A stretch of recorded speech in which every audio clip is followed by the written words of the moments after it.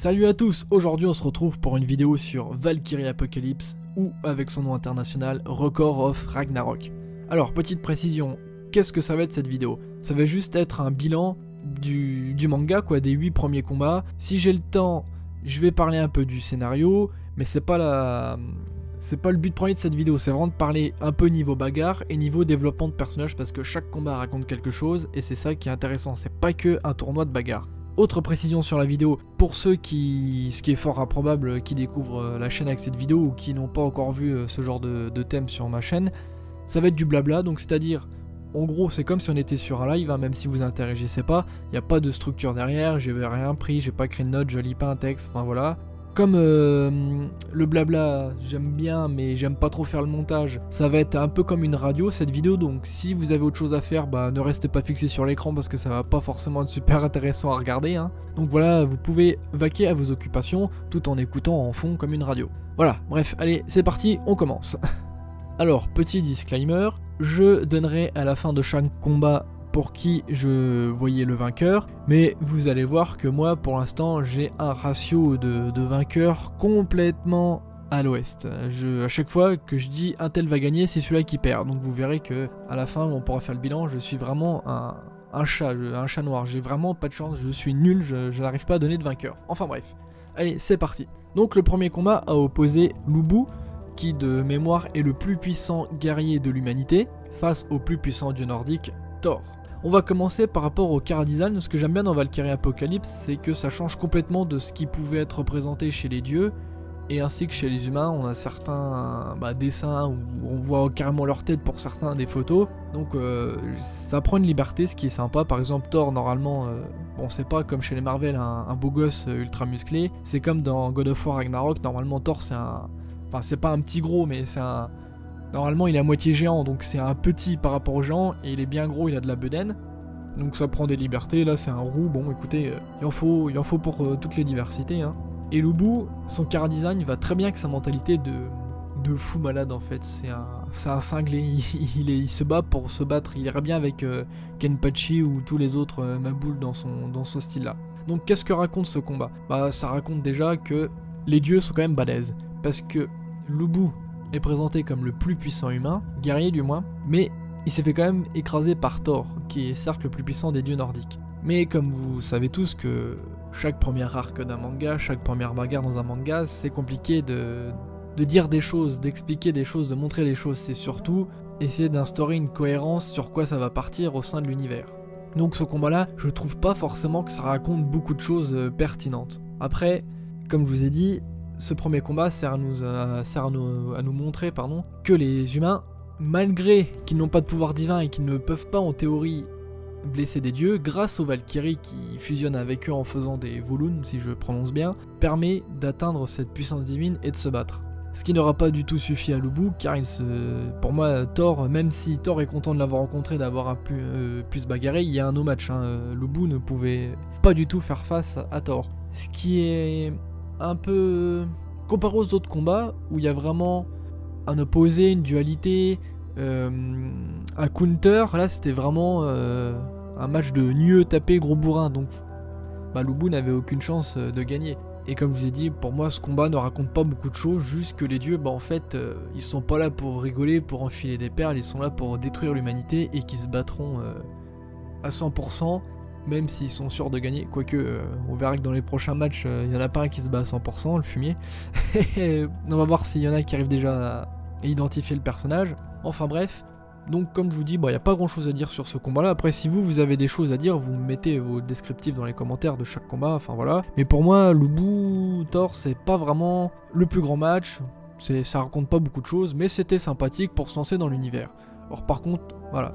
Thor a gagné, mais moi j'avais pas forcément de vainqueur comme c'était le premier combat. Deuxième combat, Adam versus Zeus. Au départ c'était Adam versus Shiva. Alors là, ça envoyait du lourd.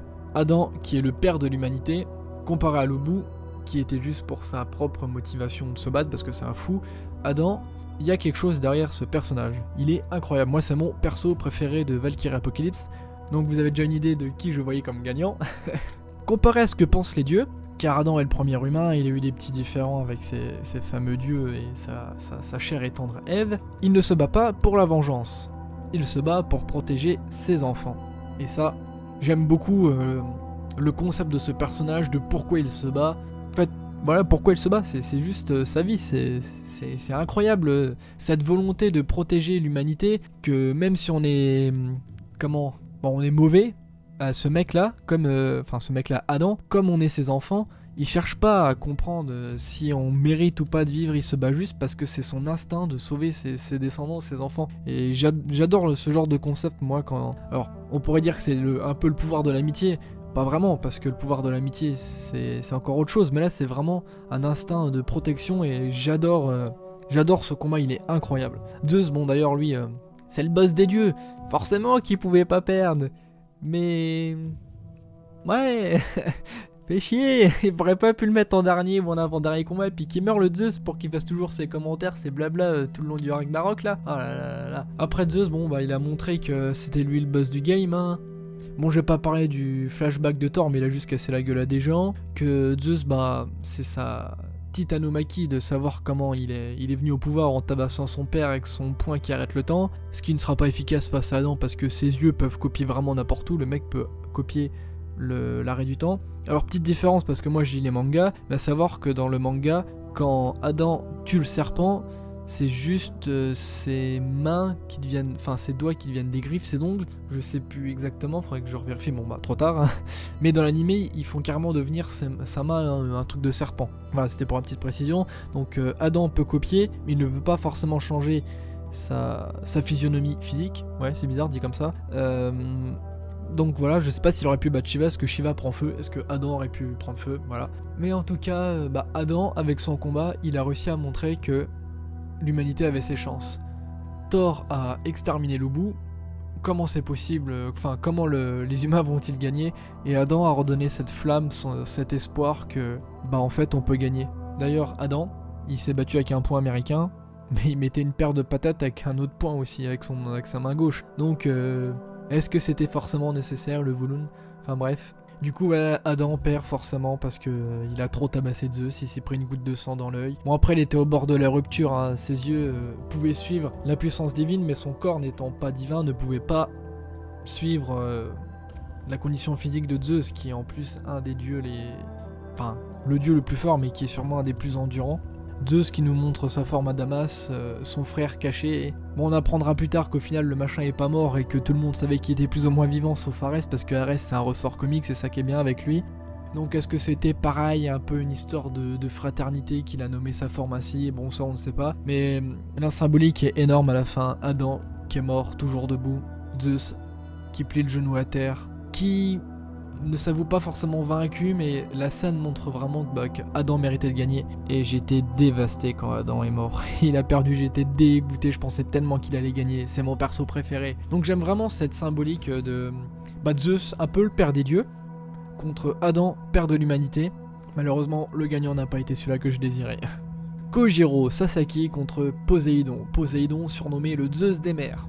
Alors, Poséidon, c'est le cadet. Le cadet, c'est le dernier, il me semble. Bon, c'est le dernier du trio, enfin du quatuor des dieux grecs, hein, des pères dieux grecs de l'Olympe. Poséidon, voilà, qu'est-ce qu'il est stylé, lui. Je me suis dit, à mon avis, ça va faire une Thor contre le bout. Bon, voilà, j'ai encore spoil ce que j'ai dit comme résultat, mais voilà. Ouais, Poséidon, le Zeus des mers, voilà, je vais confondre. Poséidon, ce que j'aime bien, c'est que le mec, c'est la perfection incarnée. Il est beau gosse, il est stylé, il est musclé, il est balèze, il est fort. Bon, seule déception, c'est qu'il a pas utilisé l'eau, c'est bizarre. C'est le dieu des mers, il n'utilise pas l'eau, après peut-être que ça serait trop fort, il l'a pas fait, ou est-ce que dans Valkyrie Apocalypse, les dieux qui représentent un élément ou quelque chose ne peuvent pas forcément utiliser ce pouvoir comme dans la mythologie, enfin bref, je pars loin. Mais le mec, il dit je suis un dieu, je suis la perfection. Pourquoi je dois vous regarder? Même vous autres dieux mineurs, inférieurs, vous ne pouvez pas me tester, vous ne pouvez pas... vous ne méritez pas mon regard, on l'a bien vu d'ailleurs avec son flashback. Son frère Adamas qui voulait mettre une rébellion contre Zeus. Non, d'ailleurs, je dis des bêtises, c'est Zeus le cadet, c'est lui le dernier de la famille, parce que dans la mythologie, c'est le dernier à être sorti, qui ressort, qui fait ressortir ses frères, enfin bref, on s'en moque, mais oui, c'est Zeus le dernier, pardon. Donc oui, Adamas voulait faire une rébellion, et Poséidon, il lui a dit, comment ça? Puis il l'a transformé en sashimi, un peu comme Trunks versus Freezer. Donc, ce mec, ce qu'il dégage, on peut avoir du dégoût, de la méprise pour lui, parce qu'il nous prend de haut. Même nous, il nous regarde pas à travers l'écran. Même nous, il ne regarde pas. Il nous prend de haut, donc on peut avoir du dégoût, mais le mec est tellement dans son personnage que moi, je trouve, il mérite mon respect. Et en face, nous avons Kojiro Sasaki, le plus grand perdant de l'histoire face au dieu absolu, presque, on peut dire. Mais justement, c'est ça, je me suis dit, ouah, Sasaki, il va perdre forcément. Poséidon est beaucoup trop fort. Mais bon, le scénario. Ah, mais Sasaki, ce qui est fort avec lui, c'est qu'il arrive à prévisualiser ses morts, comment il va faire pour gagner ou pour perdre. Et justement, c'est un. Je sais pas si c'est forcément son titre ou si c'est Poséidon qui est toujours de cette manière-là, qui prend les gens de haut. Il s'est dit, lui, je vais le goumer, je vais le couper en deux. Je vais le tuer quoi, il s'est dit ça. Sauf que Sasaki, ça fait plus de 400 ans qu'il s'entraîne dans le Valhalla, et le mec il a appris à maîtriser tous les styles des gars qui l'ont bolos. Sauf que c'est devenu le meilleur escrimeur devant même Musashi, parce que Musashi n'est pas dans le manga, enfin il est dans le manga mais il n'est pas combattant. Peut-être parce que Musashi on le voit dans son manga. J'ai oublié le nom, excusez-moi. On le voit dans Baki. Kenshin le vagabond, bah non, c'est pas ça. Musashi, il est dans le truc de Inoue là. Enfin bref, voilà, vous voyez. Donc, pour ça que le mec a mis Kojiro Sasaki. Et justement, Sasaki, il était au bord de la mort, enfin de perdre. Et là, comme sa Valkyrie a une double personnalité, il a pris de l'âme. Il a coupé le bras de Poséidon. Il a coupé son deuxième bras. Poséidon, il dit wow, au fait, lui, il est plutôt balèze là. Je vais commencer à prendre au sérieux, sauf qu'il était déjà trop tard. Et quand il l'a pris au sérieux, il s'est chopé sa main, il se l'est mis dans. Enfin, il peut pas choper sa main parce qu'il a plus de main, mais il s'est chopé sa main qui tenait encore son arme avec ses chicots. Et il a voulu l'empaler, sauf que trop tard là, du coup. Sasaki, il l'a scalpé, il en a fait un sushi quoi. Donc, pareil, ce combat-là, il était sympathique, une belle vision totalement opposée qui s'affrontent. Et c'est le perdant qui gagne. Voilà, donc c'est bien pour Sasaki parce que c'est vrai quand il pense, le mec c'est le plus grand perdant de l'histoire, il aurait encore perdu, ça serait triste pour lui quoi, le pauvre vieux. Mais Poséidon s'est laissé battre en fait, je pense. Enfin, il s'est laissé battre, il a pas pressé son combat au sérieux, ce qui est dommage parce que il surpasse en tout point Sasaki, il l'a pas pris au sérieux et il s'est fait surprendre à son propre jeu et il a pas réussi à revenir. Enfin, quand il a voulu revenir, c'était trop tard. Il n'y avait plus de point de non-retour et il s'est fait tuer. J'étais un peu dégoûté parce que je me suis dit ah, ça m'énerve, le mec est tellement fort, il aurait jamais dû perdre. Voilà quoi, dommage. Nous avons ensuite Héraclès face à Jack l'Éventreur. Héraclès, la bonté incarnée, le mec qui a déjà sauvé l'humanité. D'ailleurs, c'est à cause de lui qu'on ne croit plus aux dieux parce qu'il a forgé un pacte avec Zeus en disant vous nous emmerdez plus s'il vous plaît, en échange. Voilà, il a fait un pacte. Donc Héraclès, c'est la bonté incarnée. Même les humains sont pour qu'Héraclès gagne face à la pourriture de Jack l'Éventreur. Héraclès, son flashback, bon voilà, j'ai résumé, c'est juste un mec qui voulait forcément toujours aider les gens. Même s'il se faisait casser la gueule, il allait sauver la veuve et l'orphelin. Il a bu le sang de Zeus, il a pris son corps, il est devenu balèze, il s'est battu contre Arès, ils ont fait un match nul. Après il a fait ses 12 travaux, il a eu plein de puissance avec tous ses 12 travaux, Cerbère, le lion, etc. Et vraiment trop fort le mec. Pareil, il surpasse nettement Jack, mais Jack, il est malin. Et c'est ce qui a fait sa victoire. Bon après moi je pensais qu'Héraclès allait gagner parce que le bon contre le mauvais, je me suis dit le bon va gagner. Mais alors par contre le flashback de Jack, ce que j'aime bien avec ce genre de personnage, les enflures, les saloperies, les méchants, enfin voilà, les antagonistes, je ne les excuse pas, moi je les excuse pas du tout, mais j'aime bien quand on comprend pourquoi ils sont devenus comme ça. Par exemple dans Naruto ça se fait beaucoup, j'aime bien. Comprendre pourquoi le mec est devenu mauvais, c'est cool. J'aime bien aussi quand les méchants sont nés méchants, quoi, tu vois, c'est des gros fumiers, faut qu'ils crèvent parce qu'ils sont nés méchants. Mais les mecs qui deviennent méchants, j'aime bien. Bon après Jack est un peu dérangé quand même de base, je pense, mais son pouvoir des émotions avec sa mère, etc., c'est vachement bien. Bon après le gars était traumatisé, hein. C'est l'enfant d'une prostituée, pendant que sa mère elle faisait les clients, lui il avait volé de la bouffe, il se faisait passer à tabac par les mecs, c'est là qu'il voyait leurs émotions, leur couleur changer.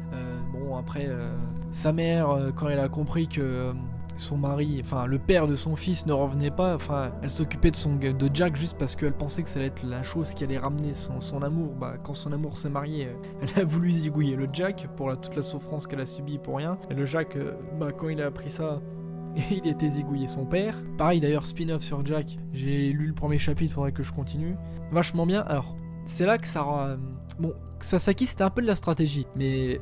Étant un grand fan de Jojo Bizarre Adventure par exemple, j'aime les combats de stratégie, donc c'était sympa vraiment qu'il y ait une réflexion. Jack, il a proposé son champ de bataille, d'habitude c'est les dieux qui amènent leur champ de bataille. Héraclès, en bon gars, il a accepté, sauf que bah ça lui a coûté sa vie quoi. Pareil, jusqu'à la fin on n'avait pas su c'était quoi le pouvoir de son Voloun, et on l'a seulement su à la fin, ce qui a fait sa victoire en fait. Et justement à la fin, même sa Valkyrie, elle commence à l'apprécier, mais en fait Jack c'est pas si une enflure que ça par rapport à ce qu'on met dans le manga. Voilà, lui, forcément, il se battait pas pour l'humanité. Ce qu'il voulait, je pense, c'était juste voir la couleur d'un dieu. Il a réussi. Il a réussi son coup. Bien joué à toi, Jack. Tu ramènes le match nul. Voilà. Donc c'était cool. Ouais, j'ai bien aimé ce combat, cette dimension stratégique. Avant, premier match, gros bourrin. Deuxième match, c'était aussi un peu bourrin dans Zeus. Kojiro, Poséidon, c'était plus... J'ai aucune chance, mais c'est ce qui fait que j'ai une chance en fait, c'était ça. Parce que le mec il sait que je peux pas gagner, donc il va pas être sur ses gardes, donc je gagne. Et là c'était vraiment le stratégie parce que Héraclès, bah il mettait un coup à Jack, il était foutu Jack quoi. Donc voilà, ça j'ai bien aimé, ce combat c'était cool. Cinquième combat, Raiden contre Shiva. Alors, Shiva, flashback très intéressant avec son pote Rudra. Ouais c'est ça, Rudra. Taper en duo tous les divinités du panthéon indien et après faire un 1v1 même si on veut pas, voilà, il faut... C'était beau, c'était les copains qui sont devenus les dieux, enfin oui exactement, les dieux des dieux hindous. D'ailleurs, ce que j'ai trouvé, enfin après c'est pour le scénario, mais Shiva, dieu de la destruction, est un dieu mineur. Comment ça? Shiva, dieu de la destruction, est un dieu mineur? Comment ça? Enfin bref, Raiden... alors c'est ça que j'ai bien aimé avec Raiden, c'est que son Voloun, en fait, ça lui apporte pas de la puissance nécessaire pour taper un dieu. Son Voloun, il lui sert à contrôler sa vraie puissance, et il a pas besoin d'autre chose, sa seule puissance, ses seuls muscles sont assez puissants pour taper un dieu. Bon, effectivement, il peut se les modeler. Après, on est dans un manga, donc peut-être est-ce que c'est naturel ou est-ce que c'est son Voloun. Je crois que c'est son Voloun qui lui permet de prendre ses muscles de ses cuisses et les mettre dans ses bras. Enfin bref, mais sa force physique, il y a que ça qui lui permet de casser la gueule à un dieu, quoi. Il y a pas besoin d'autre chose. D'ailleurs, ce combat me fait penser un peu à... Ce combat, ouais, il me fait un peu penser à Thor Lobu, Zeus Adam et Poséidon Sasaki. ça a aucun sens. Parce que quand on voit l'attaque finale, le Yata Garasu de Raiden, sa plus puissante technique de sumo, contre le Devaloka de Shiva en mode feu avec son cœur à 4000 pulsations à la seconde là, et bah Shiva il l'a exterminé. Donc ça me fait un peu penser à ça, où comme Thor, bah en fait il pouvait régaler le match en un coup, quoi, il pouvait le terminer. Un peu comme Adam Zeus, parce que ça fait un gros match de bourrin à se foutre des coups sur un gueule. Je t'arrache un bras, je te remets un coup, je t'arrache un autre bras, je te remets un coup, je t'arrache les deux bras avec mon dernier coup, enfin voilà. Et le combat Poséidon Sasaki, dans le sens où bah Shiva, s'il pouvait le... En gros pour moi, c'est pas un one shot, mais le dernier coup c'est comme un one shot quoi. Et ça me fait penser bah du coup à Poséidon Sasaki, parce que Poséidon était au-dessus du lot, mais il l'a laissé faire entre guillemets, comme il savait qu'il allait gagner, il l'a laissé faire. Sauf que cette fois Shiva ne s'est pas fait avoir, il l'a terminé. Mais ouais pareil, c'était un peu un match de gros bourrin. Moi je pensais que Raiden allait gagner. Quand on voit la fin, bah il ne pouvait pas gagner. Raiden n'est pas Jack. Raiden ne pouvait pas faire une entourloupe, surtout au vu de la reine de combat. Enfin, il pouvait pas faire une entourloupe, même s'il est pas, je pense pas qu'il est assez intelligent pour faire une entourloupe et retourner le combat. Donc ouais, j'ai bien aimé le sumo, découvrir l'art traditionnel japonais, parce que c'est vrai que, enfin, bon après j'ai vu une théorie qui expliquerait ceci, cela, mais c'est vrai qu'il y a beaucoup de dieux grecs, c'est un peu dommage. Et il y a beaucoup de combattants japonais, c'est un peu dommage. J'aurais bien aimé voir Napoléon. Bon après on a le petit Nostradamus comme français, mais voir un peu d'autres divinités et autres combattants en dehors, hors Japon. Mais bon après c'est des japonais, voilà quoi. On peut pas leur reprocher, on a déjà un français, même s'il ressemble un peu à un travesti. Ça les japonais aiment bien nous faire travesti quand on est français dans les mangas. Mais bref, ce combat était incroyable, j'ai adoré. D'ailleurs en manga il est 50 fois meilleur que l'animé.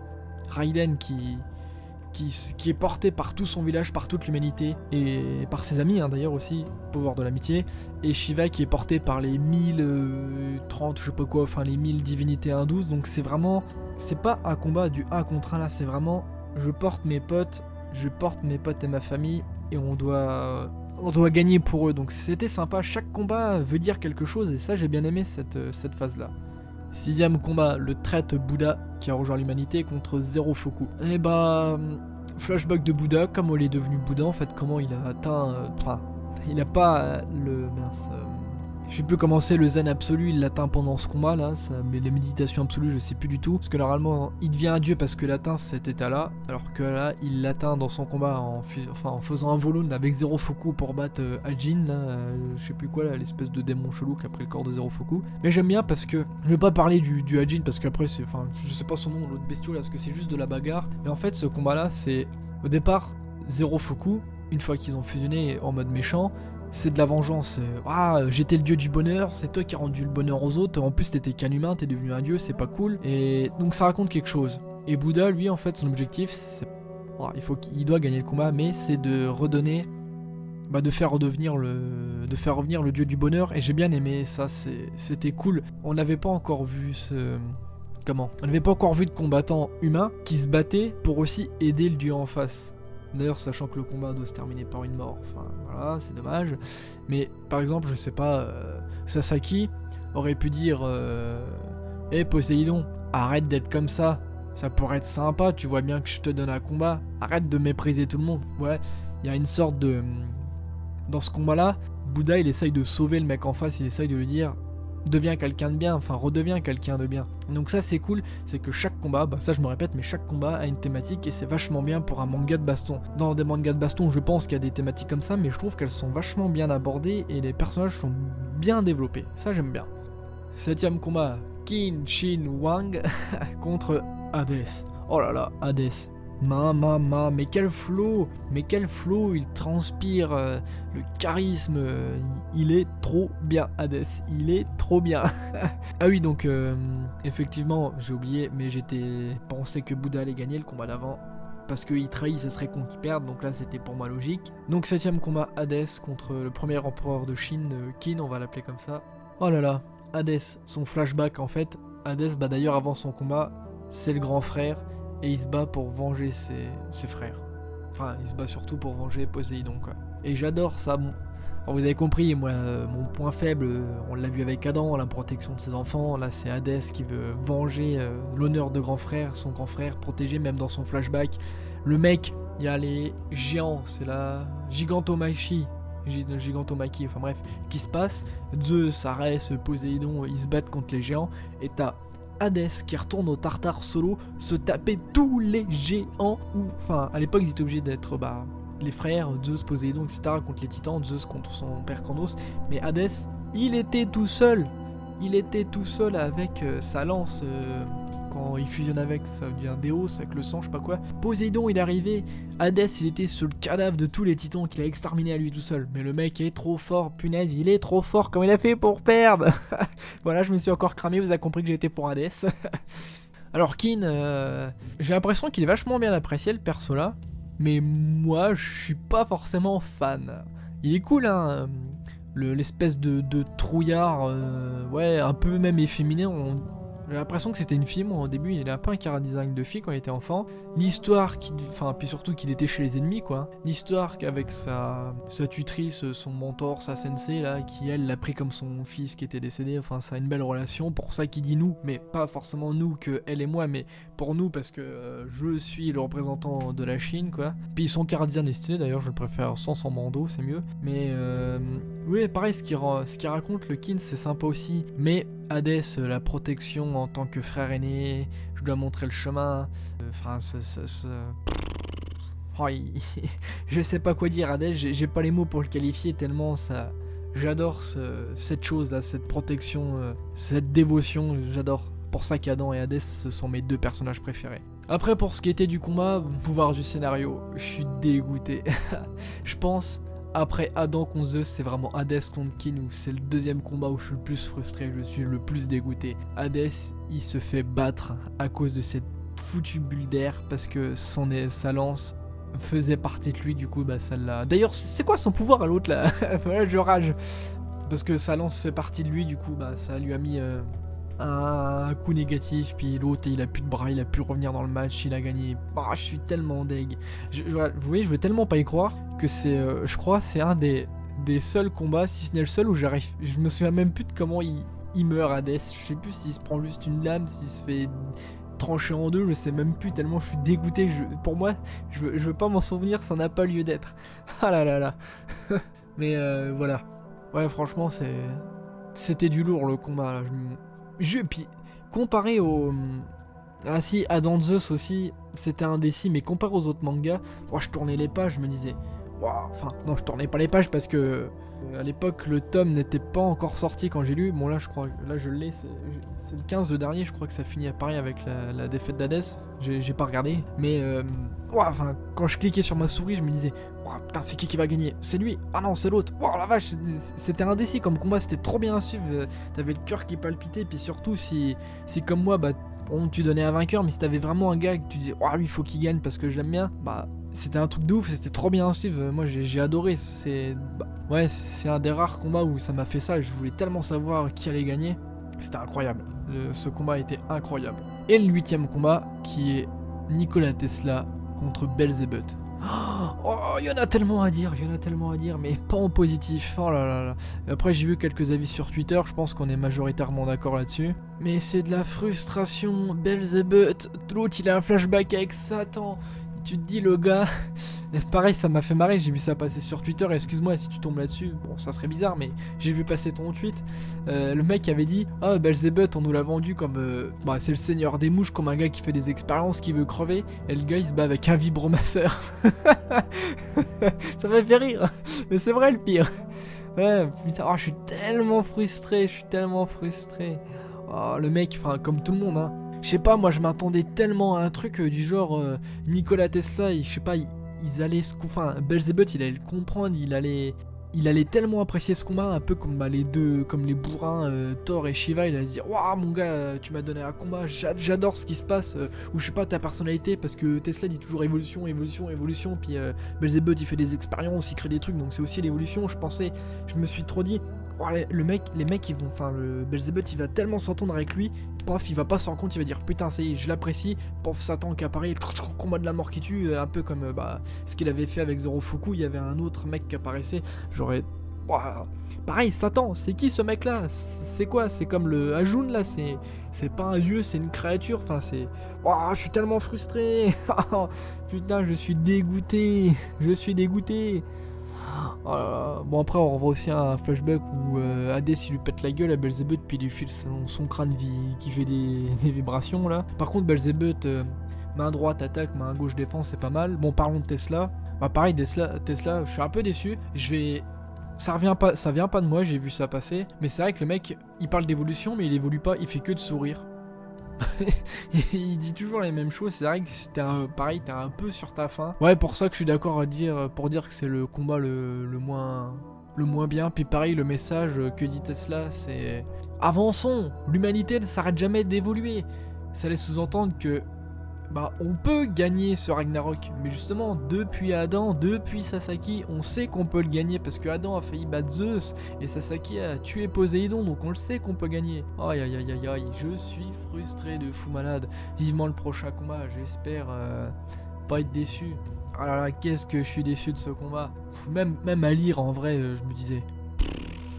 Pareil, le Tesla, son flashback, son frère qui meurt, il décide de reprendre les recherches, j'étais pas trop c'était pas trop bien à suivre quoi, j'étais vraiment en mode allez, ça va se finir. Même le finish il est pas exceptionnel. Bon après quand tu vois le finish du combat d'avant, c'est comme tout hein, c'est comme dans les arcs des autres mangas, t'as un arc exceptionnel, l'arc qui passe après, s'il est pas au même niveau mais qu'il est quand même bien, tu vas être un peu déçu. Et là c'est pareil, moi j'étais, pour ça que je suis sûrement déçu. Mais on verra bien le prochain combat. Allez, je suis à 33 minutes d'enregistrement et on est plus à ça près. Hein. Prochain combat, prochain dieu que je veux pas être déçu, ça serait Anubis et Susanoo. Ouais. Et au niveau des combattants, le Otto, je crois il s'appelle là, le sniper de la première guerre mondiale là. plus lui comme il... Par rapport à nous, il est assez... C'est connu, bah... Enfin, assez récent, j'ai hâte de le voir. Et puis, oh là là, Léonidas, oh là là là là. Je vous le dis tout de suite, si le mec la perd, je suis dégoûté. Léonidas ne peut pas perdre. Putain, le film 300, les gars. Oh là là, pareil, un Spartiate, quoi. Oh la vache. D'ailleurs, ce qui sera marrant, c'est que Léonidas, Sparte qui vénère Arès, il peut lui foutre une déculottée. C'est ça qui est marrant, c'est que le mec, sa cité vénère Arès, mais il peut lui foutre une déculottée, quoi. Il peut le one-shot limite. Bref, voilà quoi. Après, au niveau du scénario, si tu passes par là, allez voir la chaîne de Béléus, parce que il a fait sa théorie du fin du Ragnarok, il l'a ressorti après ses strikes qui s'est fait peur. Je pense que ce mec là a raison, je pense qu'il a vu la fin, donc voilà, c'est cool. Donc au niveau du scénario, bah hâte de voir Siegfried, ce que ça va donner. D'ailleurs, avec Brunhild, ce n'est pas son ex-petite amie. Sont-ils toujours ensemble? N'ont-ils jamais été ensemble? À bien voir. Voilà. Donc Valkyrie Apocalypse, c'est trop bien. Depuis Jujutsu Kaisen, c'est quand que j'ai pris Jujutsu Kaisen? Ça fait quoi, 2 ans Jujutsu Kaisen? Bah, ça faisait 2 ans que j'ai pas eu un manga qui m'a hypé tellement, à tel point que j'ai acheté tous les mangas qui sont disponibles, que c'était trop bien. Donc voilà, comme vous l'avez vu, cette vidéo, elle est longue. J'ai pas l'habitude de faire des vidéos aussi longues. Si vous êtes encore là, bah... dites-le moi, je vous offre quelque chose, je vous en ferai un cadeau, on verra bien, dites-le en commentaire. Donc comme vous l'avez vu, bah, c'est surtout du blabla, ça peut être chiant, mais je pense que c'est sympa, tu joues à Clash Royale, tu laisses ça en fond, c'est bien. Voilà. Est-ce qu'il y aura d'autres vidéos de ce genre? Sûrement, c'est pas la première fois que j'en fais, ça peut continuer. S'il y a un avis sur un arc, par exemple dans One Piece ou je sais pas quoi, ça peut, bref, c'est trop long. Puis le montage audio, ça tout découpé, ça va être chiant, donc je vais m'arrêter là. Voilà, j'espère que ça vous a plu, dites-moi en commentaire ce que vous pensez de Valkyrie Apocalypse, vos petits résumés des combats, ce que vous avez fait comme moi, mais faites-le par message, ça sera beaucoup plus court, parce que si vous faites un message que je suis obligé de lire pendant une demi-heure, ça va être trop long. Enfin bref, et sur ce, à la prochaine.